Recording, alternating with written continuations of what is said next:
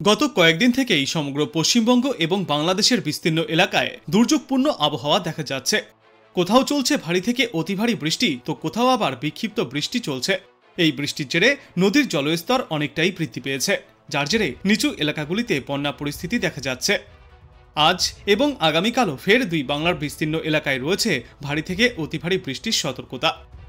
বঙ্গোপসাগরের নিম্নচাপের জেরে সপ্তাহের শুরু থেকেই বাংলা জুড়ে বৃষ্টির পূর্বাভাস জারি করেছে আবহাওয়া দপ্তর। বিশেষজ্ঞরা জানিয়েছেন, আজ থেকে এই বৃষ্টির পরিমাণ আরও কিছুটা বাড়তে চলেছে। ভোররাত থেকে শুরু করে শহর কলকাতা এবং পার্শ্ববর্তী অঞ্চলে ভারী বৃষ্টিপাত দেখা গিয়েছে। আজ ভারী বৃষ্টির সম্ভাবনা রয়েছে দক্ষিণ 24 পরগনা, উত্তর 24 পরগনা, নদিয়া, পুরুলিয়া, বাঁকুড়া, পূর্ব এবং পশ্চিম বর্ধমানের মতো জেলাগুলিতে। এছাড়াও দক্ষিণবঙ্গের বাকি জেলাগুলিতেও বিক্ষিপ্তভাবে বৃষ্টি চলবে বলে জানিয়েছে মৌসুম ভবন। বৃষ্টি জারি থাকবে আগামীকাল পর্যন্ত।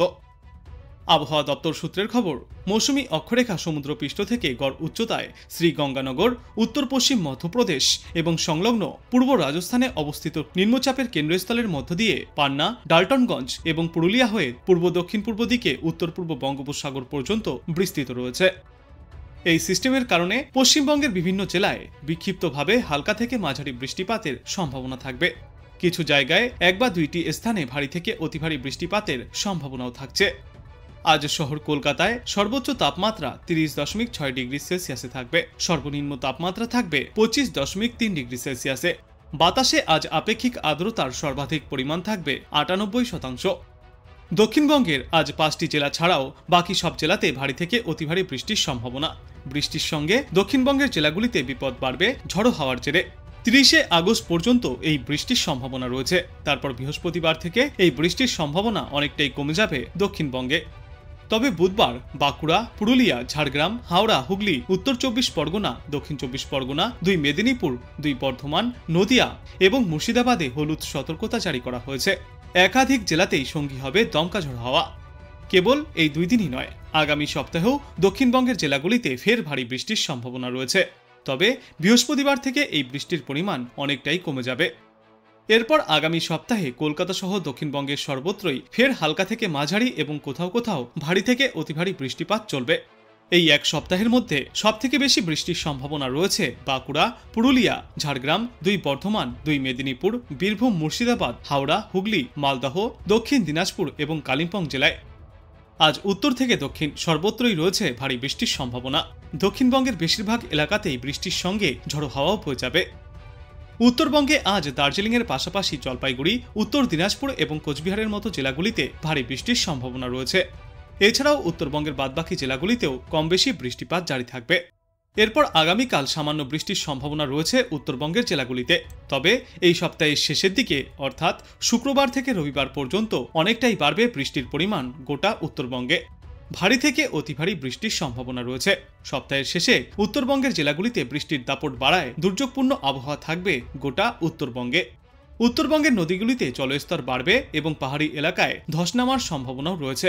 তাই উত্তরবঙ্গবাসী এবং পর্যটকদের জন্য টানা বৃষ্টির জেরে সতর্ক থাকতে পরামর্শও দেওয়া হয়েছে।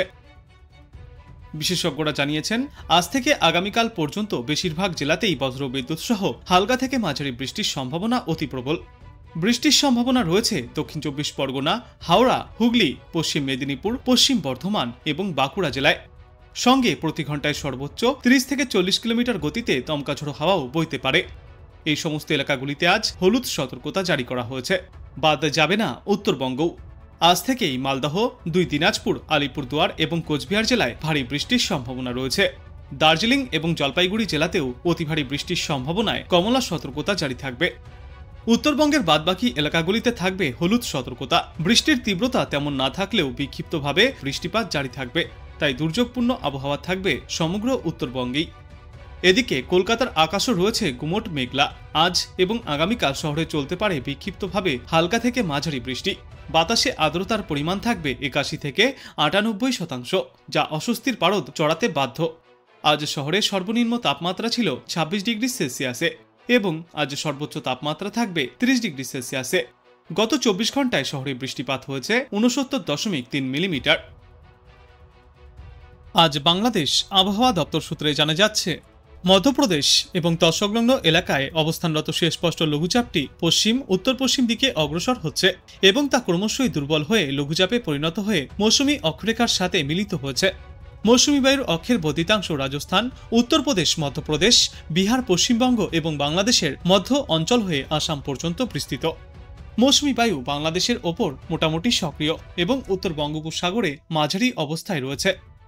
এই সিস্টেমের জেরে আজ রাজশাহী, ঢাকা, খুলনা, বরিশাল ও চট্টগ্রাম বিভাগের অধিকাংশ জায়গায় এবং রংপুর, ময়মনসিংহ ও সিলেট বিভাগের অনেক জায়গায় অস্থায়ীভাবে দমকা হাওয়া সহ হালকা থেকে মাঝারি ধরনের বৃষ্টি অথবা বজ্র বৃষ্টিপাত হতে পারে।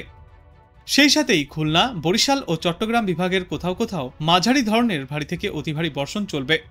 সারা দেশ জুড়ে দিন এবং রাতের তাপমাত্রা প্রায় অপরিবর্তিতই থাকবে।